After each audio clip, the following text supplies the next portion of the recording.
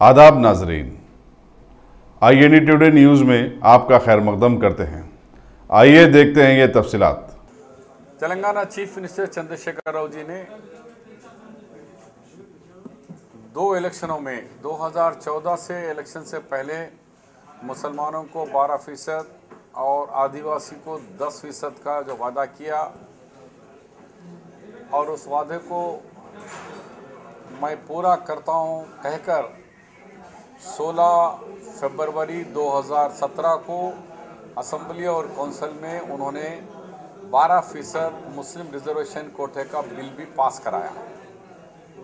Bill pass करते वक्त मैं अमेरिका में था और ये मालूम होते मैंने उसी दिन अमेरिका से आया और मैंने केसीआर साहब से सवाल किया कि स्टेट BC कमीशन 10% देने के लिए कह रही है, आपने 12 कह रहे हैं, ये कैसे होगा?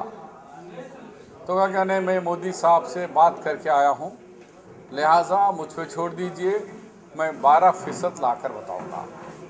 ट्राइबल के बारे में भी हम कहें कि उनकी आबादी 9.08 है, आप 10% कह रहे हैं, ये भी मुझे मालूम है, इसके लिए भी मैंने तैयारी कर लिया हूँ, वापस लेकर आऊँगा। अब हो गया, फिर 18 के इलेक्शन में फिर अपने मैनिफेस्टो में कहा कि मैं 12% पे कायम हूँ, लेकिन 8 दिन पहले स्टेट के पंचायत राज इलेक्शन में उन्होंने सुप्रीम कोर्ट को ये एफिडेविट दे दिया कि मैं सुप्रीम कोर्ट का जो आदेश है 50% से ज़्यादा रिजर्वेशन कोटा नहीं बढ़ना है, उसको मैं अमल करते हुए स्टेट का जो बिल था पंचायत राज बिल के अगेंस्ट में इन्होंने ऑर्डिनेंस देकर 34% BC रिजर्वेशन को घटाकर 22% रिजर्वेशन पे उन्होंने ऑर्डिनेंस दिया।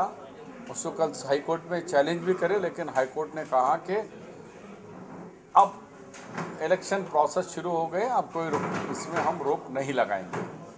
तो अब ये मालूम हो गया और आपके ज़रिए भी मैं तमाम मुस्लिम तंजीमों से, मुस्लिम नौजवानों से, मुस्लिम अनएम्प्लॉयमेंट यूथ से गुजारिश करता हूं कि अब 12% का ख्वाब था उसको भूल जाइए, क्योंकि अब स्टेट गवर्नमेंट ने डायरेक्ट सुप्रीम कोर्ट के अंदर एफिडेविट दे दी है कि हमें 50% मंजूर है। तो अब कोई राज़ी नहीं है कि आप 12%, जबकि हम 5 से 4 लाए, 5 जब था तो 51 था, एक कम करके 50 रखे। अब 50 से बढ़ ही नहीं सकता है, तो फिर 4 से 12 हो ही नहीं सकता, और ट्राइबल का भी 6 से 10 हो ही नहीं सकता। इसीलिए इस ख्वाब को भूल जाइए और चीफ मिनिस्टर साहब को सबक सिखाइए कि ये इस तरह के मुसलमानों को क्यों धोखा दिया इन्होंने,